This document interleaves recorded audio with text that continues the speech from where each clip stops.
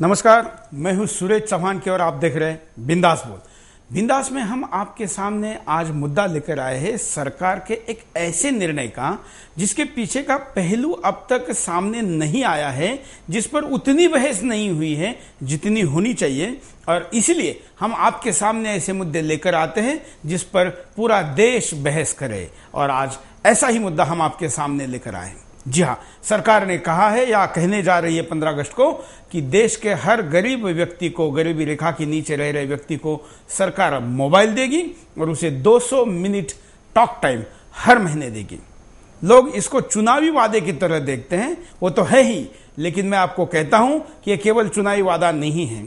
ये जो भ्रष्ट मंत्रियों ने 2G स्कैम में मोबाइल कंपनियों को लाइसेंस देते समय करोड़ों रुपए लिए हैं, उसके भुगतान दोबारा अब सरकारी खजाने से कर मोबाइल कंपनियों को मुनाफा पहुंचाने का तो ये दाव नहीं है। ऐसा मैं सवाल सरकार को पूछ रहा हूं, आशंका जता रहा हूं। क्या है आपका कहना? आप हमको कॉल करके बताइए। आपको याद होगा पिछले दिनों जब बारिश में अनाज सड़ रहा था, लाखों क्विंटल गेहूं या विभिन्न प्रकार के अनाज ऐसे ही खराब हो रहे थे, तो देश के न्यायालय ने सरकार को कहा था कि यह गेहूं खराब होने से अच्छा है कि आप गरीबों को बांट दो। तब कभी ना मुंह खोलने वाले देश के प्रधानमंत्री मनमोहन सिंह ने मुंह खोला और कहा कि यह संभव नहीं है। सड़ते हुए अनाज को सड़ने देना चलेगा, लेकिन गरीब के पेट में नहीं जाएगा। सरकार ने निर्णय कर दिए। पिछले 40 साल से न्यायालय में एक मामला लंबित है, बड़ा ही दुर्भाग्यपूर्ण है, लेकिन मामला यह चल रहा है कि रोटी भरपेट खाना मौलिक अधिकार होना चाहिए हर नागरिक का। सरकार समलैंगिक संबंधों को मौलिक अधिकार मानती है, हलफनामा देकर कोर्ट में कहती है, बगैर शादी का लिव इन रिलेशन में रहने के लिए मंजूरी देती है, लेकिन सरकार रोटी के अधिकार को मौलिक अधिकार नहीं मानती है। ऐसी खराब स्थिति में जहां लोगों के पास बिजली नहीं है, सड़क नहीं है, पानी नहीं है, ऐसे जगह पर मोबाइल देके आप क्या करेंगे? भूखे पेट में वो मोबाइल लेकर क्या करेंगे? ऐसे में यह सवाल उठता है कि क्या केवल चुनाव में कोई ट्रम्प कार्ड चलने के लिए अपनी घटती लोकप्रियता और बढ़ती बदनामी को वोटों में तब्दील करने के लिए और जो मोबाइल कंपनियों से करोड़ों रुपए लिए हैं उनको फायदा पहुंचाने के लिए सरकार अगर ऐसा निर्णय करने जा रही है तो यह कितना सही है? हमारे साथ आज दो विशेष मेहमान भी जुड़े रहेंगे। देश के ज्यादातर टीवी चैनल खास मेहमानों को बुलाकर बात को करते हैं। हम आज उनको पूछने जा रहे जो गरीबी रेखा के नीचे रहते हैं और खुद अपनी बात अपने सामने कहेंगे। विमला जी, आपका स्वागत है। विमला जी नोएडा में एक कंपनी में लेबर का काम करती है, उनके पति हमारे साथ जुड़े हैं, वो भी इस कार्यक्रम में हमारे साथ जुड़े रहेंगे और आप भी करोड़ों की संख्या में अपनी बात को रख पाएंगे। आइए इनकी प्रतिक्रिया और आपकी प्रतिक्रिया लेने के पहले हम यहाँ पर नजर डालते हैं मुद्दे पे नजर डालते हैं। राजनीतिक दल किस हद तक जा सकते हैं, लोग शायद ही इसकी कल्पना कर पाएंगे। जब भी देश में चुनाव निकट आते हैं तो सभी पॉलिटिकल पार्टियां मतदाताओं के लिए प्रलोभनों के पिटारे खोल देती हैं। अब तक तो चुनावों में टेलीविजन, साड़ियाँ, लैपटॉप, मंगलसूत्र, चावल, आटा और यहाँ तक कि सैनिटरी पैपकिन जैसी चीजें मुफ्त देने की घोषणाएं हो चुकी हैं। मगर सवाल यहाँ ये खड़ा होता है कि जिस देश में गरीब इंसान को 2 वक्त की रोटी नसीब नहीं होती, उस देश में सरकार उस गरीब इंसान को मुफ्त में मोबाइल देना चाहती है। ताज्जुब इसलिए भी है कि तकरीबन 15% लोग अमीर वर्ग की श्रेणी में आते हैं। देश में तकरीबन 30% लोग मध्यम वर्गीय श्रेणी में आते हैं और बचे हुए 55% लोग गरीबी की श्रेणी में आती है। जाहिर सी बात है कि इन 55% जनता जनार्दन को अपनी ओर मोबाइल के द्वारा ही खींचा जा सकता है। क्या वाकई में भारत जैसे देश में एक गरीब को सिर्फ मोबाइल की ही जरूरत है, किसी और चीज की नहीं? क्या उसे उसकी प्राथमिक जरूरतें जो कि उसका एक भारतीय नागरिक होने पर उसे मिलनी चाहिए, जैसे रोटी, कपड़ा और मकान, उसकी जरूरत नहीं? ये सवाल यहाँ पर इसलिए उठता है कि सरकार कहीं देश में भ्रष्टाचार से आहत तो नहीं? क्या किसी मोबाइल कंपनी ने कहीं अपने फायदे के लिए सरकार को कोई प्रस्ताव तो नहीं दे दिया जिससे उस मोबाइल कंपनी का फायदा हो और साथ में इस नकारा और सरकार की डूबती नैया को भी एक सहारा मिल जाए? कहीं ये दोनों के बीच में डील तो नहीं या सरकार इस तरह से पर्दे के पीछे कुछ और करना चाहती है? क्या भारत के गरीब इंसान की तरक्की सिर्फ मोबाइल से ही संभव है? देश में 44% बच्चे ऐसे हैं जो रात को भूखे पेट सोते हैं। इनके सिर पर ना तो कोई छत है और ना ही सरकार द्वारा संचालित किसी खाद्य सुरक्षा कार्यक्रम के अंतर्गत आते हैं। भारत में 35.6% महिलाएं कुपोषण का शिकार हैं और 55.3% महिलाओं में खून की कमी है। यहाँ जन्म लेने वाले 22% बच्चों का वजन सामान्य से कम होता है, जबकि 69% बच्चे खून की कमी का शिकार हैं। प्रति 1000 नवजात बच्चे में से जन्म के पहले वर्ष में और 39 बच्चों की मौत जन्म के 1 महीने के भीतर हो जाती है। देश में आज भी कई ऐसे इलाके हैं जहां पर बिजली भी नहीं है। तो सोचने की बात ये है कि मोबाइल को चार्ज कैसे किया जाएगा? क्या आज के दौर में देश इस मुहाने पर आकर खड़ा हो गया है जहां सिर्फ चुनाव जीतकर सत्ता में बना रहना ही राजनीति है? आखिर सरकार ऐसी लोक लुभावनी बातें क्यों करती है? क्या सरकार अपना विश्वास आम आदमी से खो चुकी है? क्या सरकार विकास और विश्वास के बूते चुनाव में उतरने से डरती है? या यूं कहें कि सरकार का सरोकार आम आदमी से खत्म हो चुका है? यानी संविधान का मतलब अगर लोकतंत्र है और लोकतंत्र का मतलब अगर नागरिक के वोट का अधिकार है और वोट का मतलब अगर संसदीय राजनीति है और संसदीय राजनीति का मतलब अगर संसद के जरिए बनाई जाने वाली नीतियां हैं और नीतियों का मतलब अगर तत्काल में देश के पेट को भरना है और पेट भरने का मतलब पैसे वालों के जरिए विकास का ढांचा बनवाना है और विकास के ढांचे का मतलब अगर मुनाफा बनाना है और मुनाफे का मतलब अगर बहुराष्ट्रीय कॉरपोरेट को कमाने का लालच देकर निवेश कराना है, तो फिर संविधान का मतलब क्या है? तो इसका मतलब बिल्कुल साफ है कि सत्ता से उखड़ने की आहट सरकार शायद अभी से इस मोबाइल की ट्रिंग ट्रिंग से सुनना चाहती है। तो ऐसे में सवाल खड़ा ये होता है कि भूखे पेट को क्या चाहिए, रोटी या मोबाइल? यही है आज बिंदास बोल का मुद्दा। आप भी दे सकते हैं अपनी बेखौफ राय बिंदास बोल में। देश की राजधानी दिल्ली में भी भूखमरी होती है। इससे किसी को, मुख्यमंत्री को, प्रधानमंत्री को शर्म नहीं है, लेकिन ऐसा होते हुए भी मोबाइल देने की घोषणा हो रही है। जिस कॉमनवेल्थ पे 70,000 करोड़ रुपए का घपला हुआ, उसमें काम करने वाले, कई साल तक काम करने वाले मजदूरों को आज भी केवल इसलिए उनका मेहनताना नहीं दिया गया क्योंकि भ्रष्टाचार की जांच चल रही है। ये बहाना सरकार के कॉन्ट्रैक्टरों के पास है या विभागों के पास है। वहां मोबाइल देने की बात कितनी जायज है? हमारे साथ जो अतिथि जुड़े हुए हैं, मैंने जैसे कहा कि जो प्रत्यक्ष भुक्तभोगी है उसको ही हम स्टूडियो में लेकर आए हैं।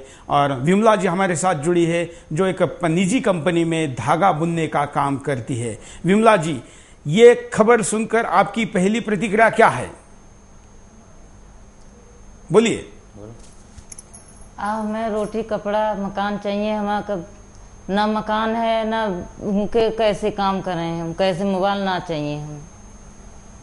तो आपको क्या लग रहा है, ऐसा क्यों कर रही है सरकार कि आप रोटी चाहिए और आपको मोबाइल दे रही है? मोबाइल का क्या होगा सर? रोटी चाहिए हमें, रोटी कपड़ा मकान चाहिए। मोबाइल का क्या होगा? आप क्या करते हैं, कितना कमाते हैं? 3-4 हजार रुपए पूरे महीने में? जी हाँ।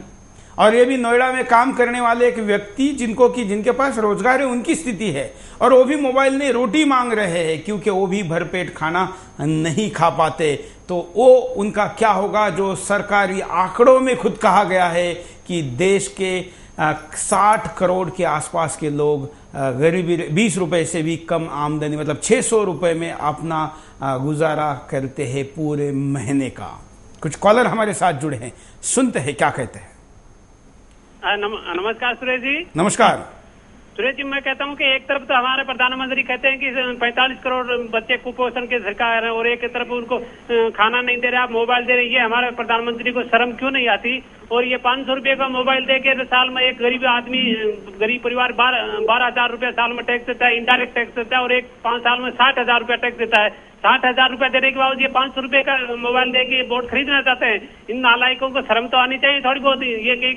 ये सरकार अपनी बेशर्मी की हदें पूरी कर चुकी है। धन्यवाद। हम कहेंगे कि थोड़ा शालीन शब्दों का उपयोग हो। हम जानते हैं कि सरकार शालीनता की हदें पार करके खुद ऐसे संबोधनों को दावत दे रही है, लेकिन फिर भी हमको एक टीवी चैनल पर बात करते हुए इन चीज़ों का ध्यान रखना होगा। और एक कॉलर से बात करते हैं। हेलो, नमस्कार। नमस्कार भाई जी, बोलिए। हेलो, बोलिए आप जी। जी नमस्कार, बहुत अच्छा विषय आज लेके आप लोग आए हैं। इस देश में इलेक्शन के पहले कांग्रेस का बेसिक फंडा हो गया है कि इन मतदाताओं को अपनी तरफ मोड़ने के लिए कभी कर्जा माफी योजना। बिल्कुल, धन्यवाद। चुनाव के पहले के फंडे के तौर पर इसको दर्शक देख रहे हैं और वही आरोप लगा रहे हैं। हम आपके सामने 8 प्रमुख चीजों को भी, क्या देश में उनकी स्थिति है, ये भी लेकर आए हैं। रोटी, कपड़ा, मकान, सड़क, बिजली, पानी, स्वास्थ्य, इनकी क्या स्थिति है। हम इनके भी 1-1 मिनट के पैकेज आपके सामने दिखाएंगे। उनमें से रोटी का ये पैकेज देखिए कि क्या स्थिति है।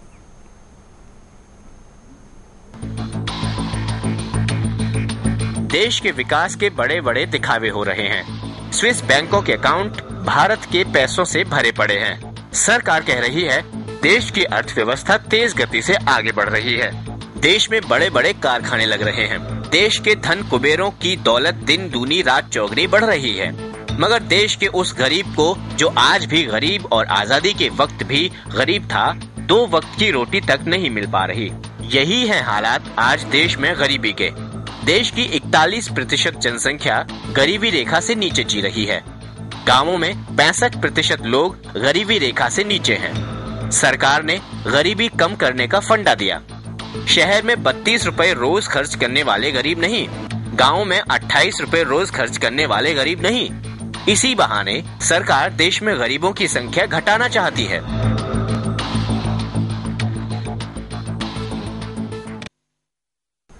हम आपको कारण दिखाते हैं कि क्या कारण है। हम आपको सवाल पूछ रहे हैं, आपके स्क्रीन पर देखिए। सरकारी आकाओं को देश की हकीकत का पता न होना। देश के बड़े बड़े मंत्री विदेशों में पढ़े लिखे, वहीं की संस्कृति से रूबरू हुए। इन्हें ना तो देश की गरीबी का पता, न भुखमरी का।